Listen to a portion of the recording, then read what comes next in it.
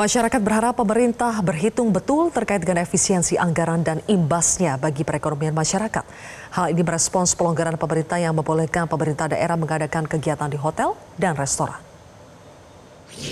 Saya benernya 50-50 ya, maksudnya di satu sisi hotel seperti yang kita tahu struggle banget karena banyak rapat-rapat dibatalkan dan akhirnya terjadilah efisiensi, banyak yang mau di layoffin juga. Ya menurutku positif di satu sisi, tapi di satu sisi juga ya kita semua sebagai rakyat juga was-was juga, wah jangan-jangan ini anggarannya pada boncos lagi nih. Pastikan semuanya dimonitor ya, maksudnya jangan sampai ada budget-budget yang nggak tahu, nggak jelas kemana, tapi juga memberikan kelonggaran pada industri hotel biar mereka juga bisa terus beraktivitas bergerak lah. Ya mendukung aja, yang penting biar apa? Efisiensi tepat sasaran. Iya, efisiensi tepat sasaran gitu. Jangan sampai anggaran. Iya, jangan sampai anggaran pada bocor. Gitu. Ya, pemirsa, kembali lagi bersama kami. Kementerian Dalam Negeri telah memberikan lampu hijau kepada pemerintah daerah untuk menggelar rapat-rapat di hotel dan restoran. Namun kebijakan relaksasi efisiensi perlu diatur agar tidak terjadi kebingungan dan ketidaktepatan dalam penggunaan anggaran. Kami akan membahasnya bersama dengan Ketua Komisi 2 DPR RI, Muhammad Rifki Nizami Karsayuda, dan juga Sekjen Perhimpunan Hotel dan Restoran Indonesia atau PHRI, Maulana Yusran. Selamat malam Bang Rifki dan juga Pak Maulana. Selamat malam, Zil. Oke, baik. Bang Rifki, apakah relaksasi atau pelonggaran efisiensi anggaran terutama di industri hotel dan restoran sudah selayaknya dilakukan oleh Kemendagri, Bang?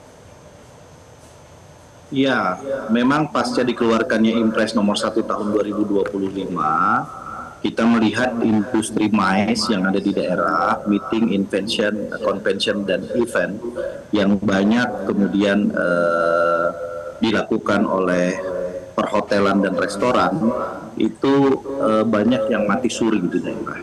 Karena mereka selama ini memang mengandalkan sumber kegiatan dari kegiatan-kegiatan yang bersumber dari APBD. Apa yang disampaikan oleh Saudara Menteri Dalam Negeri dalam beberapa hari terakhir, saya kira itu adalah angin segar bagi perekonomian di daerah, terutama industri MICE yang ada di daerah. Kendati demikian, kita harus tetap mengacu kepada spirit, efektivitas dan efisiensi anggaran, sebagaimana arahan dari Presiden Prabowo Subianto. Karena itu Komisi 2 DPR RI meminta kepada Menteri Dalam Negeri untuk segera menyusun peraturan Menteri Dalam Negeri terkait dengan petunjuk teknis bagaimana kemudian pelaksanaan rapat-rapat dan kegiatan di hotel dan restoran yang diperbolehkan. Skalanya seperti apa, jenis kegiatannya seperti apa, termasuk kemudian satuan anggaran yang saya kira sudah disampaikan oleh Menteri Keuangan itu harus diasepkan oleh Kementerian Dalam Negeri dengan angka-angka yang rasional sehingga kemudian efektivitas dan efisiensi anggaran tetap menjadi ruh kita dalam menjalankan roda pemerintahan baik pusat maupun daerah, tetapi kemudian industri di daerah juga bisa tumbuh.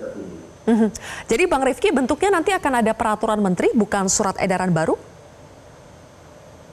Kami berharap bentuknya peraturan menteri karena tentu peraturan menteri dalam konteks tata peraturan perundang-undangan memiliki legitimasi hukum yang lebih kuat dibanding sekedar surat edaran. Dan karena peraturan menteri maka kemudian kita membutuhkan lampiran dari peraturan menteri terkait tadi dengan jenis, skala dan seterusnya. Kita tentu juga mendorong agar gubernur, bupati, wali kota sebagai penanggung jawab anggaran APBD baik di tingkat provinsi, kabupaten, kota tidak sewena-wena menggunakan pernyataan dan edaran dari Menteri Dalam Negeri untuk menggunakan rapat di hotel dan di restoran ini sebagai pintu masuk untuk menggunakan anggaran dengan seenaknya. Beberapa misalnya rapat dengan skala tertentu tentu kita harapkan masih dilakukan di kantor. Bahkan penggunaan misalnya teknologi informasi harus tetap dilakukan untuk kemudian mencapai efektivitas dari kegiatan-kegiatan tersebut. Hanya kegiatan-kegiatan yang sangat urgen dengan skala yang sangat besar, saya kira yang diperbolehkan untuk menggunakan hotel dan atau restoran. Baik, oke. Beralih dulu ke Pak Maulana. Pak Maulana, kalau menurut PHRI, apakah relaksasi ini bisa efektif untuk menyelamatkan hotel, restoran yang katanya hampir kolaps sebagai imbas dari efisiensi anggaran Pemda, Pak? Ya tentu tadi saya menyambung ya pernyataan Pak Rifki tadi bahwa statement dari Pak Mendagri tentu menjadi angin segar ya bagi industri hotel karena memang faktanya efisiensi itu berdampak kepada industri hotel akomodasi khususnya bukan hanya hotel, restoran tapi juga terkait masalah PCO ya ini pasti juga akan terdampak. Namun sekali lagi bahwa implementasi daripada himbauan daripada Mendagri tersebut tentu akan menjadi satu pertanyaan besar. Apakah memang himbauan tersebut akan terimplementasi dengan baik? Nanti kita lihat jawaban dari masing-masing Pemda karena yang kita pahamin dari beberapa Pemda yang memberi masukan ke kami bahwa pemangkasan anggaran atau efisiensi anggaran di daerah itu juga sudah cukup besar ya kejadiannya. Jadi sehingga itu yang berdampak bahwa spending pemerintah atau kegiatan pemerintah, aktivitas mereka di hotel itu menjadi menurun seiring dengan banyaknya dulu larangan himbauan untuk tidak melakukan aktivitas di hotel. Tapi paling tidak sekarang pemerintah sudah menyampaikan bahwa hotel itu sah untuk melakukan berkegiatan di sana untuk pemerintah kan itu. Dan terakhir yang saya ingin sampaikan juga bahwa saya sepakat bahwa tadi dengan Pak Rifki bahwa tidak bisa ini hanya berupa edaran ya karena efisiensi ini tertuang dalam impres jadi tentu harus ada legitimasi dari peraturan yang bisa menurunkan dari impres tersebut. Saya nggak tahu nanti mungkin Pak Rifki yang bisa menjawab apakah itu setara PP atau setara permen tentu pemerintah yang tahu. Namun saya sepakat betul tadi turunkan berupa hanya surat edaran saja. Demikian. Oke. Pak Maulana, boleh digambarkan kepada kami lebih detail bagaimana sebetulnya kondisi perekonomian di industri hotel dan restoran kita pasca keluarnya Inpres yang mengatur soal efisiensi anggaran. Seberapa berdampak, Pak?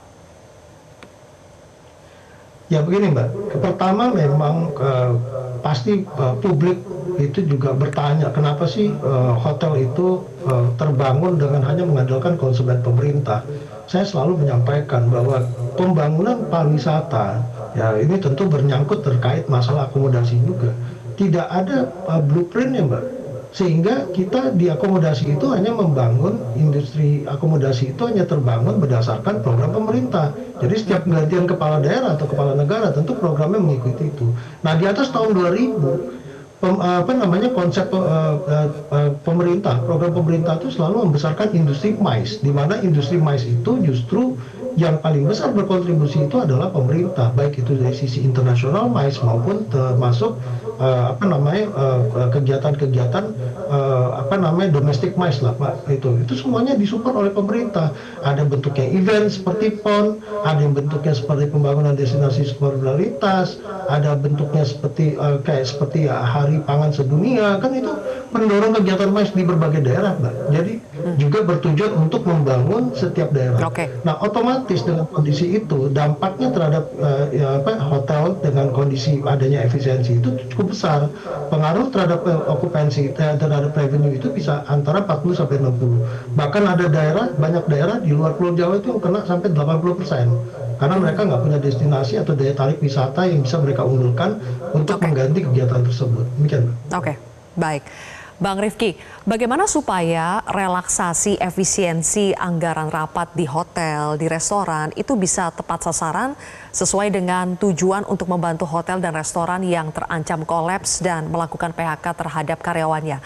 Apakah dalam permen baru itu harus sampai mengatur detail limitnya misalnya? Apakah harus sampai sedetail itu, Bang? Saya kira untuk mencegah multitafsir yang berlebihan di level pemerintah provinsi, kabupaten, kota, memang Kementerian Dalam Negeri harus menyusun peraturan Menteri Dalam Negeri yang cukup detail, yang bicara pada level agak teknis terkait dengan pelaksanaan MICE di hotel maupun restoran ini. Karena kalau tidak, nanti bisa jadi akan menjadi presiden buruk bagi daerah-daerah tertentu.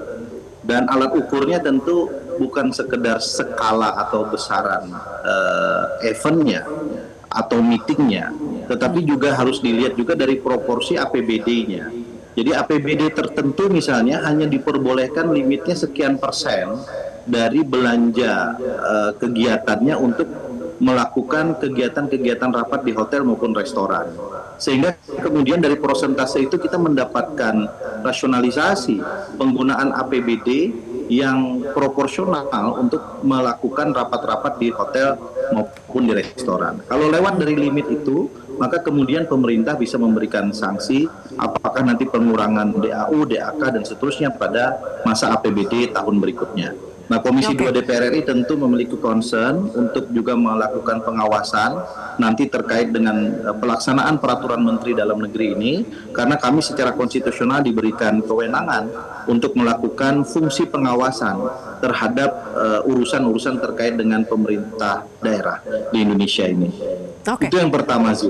Yang kedua yang mungkin harus saya sampaikan juga adalah bahwa dari pernyataan Bapak Menteri Dalam Negeri terkait dengan dibolehkannya rapat di hotel ini, saya kira industri MICE juga harus menyesuaikan diri ya. Industri hotel dan restoran harus menyesuaikan diri terkait dengan pemberian tarif yang lebih rasional kepada pemerintah daerah maupun kementerian lembaga, agar kemudian pada konteks pemerintahan itu juga nanti bisa memberi suplai yang cukup dengan harga yang lebih rasional dibanding harga untuk komunitas bisnis misalnya.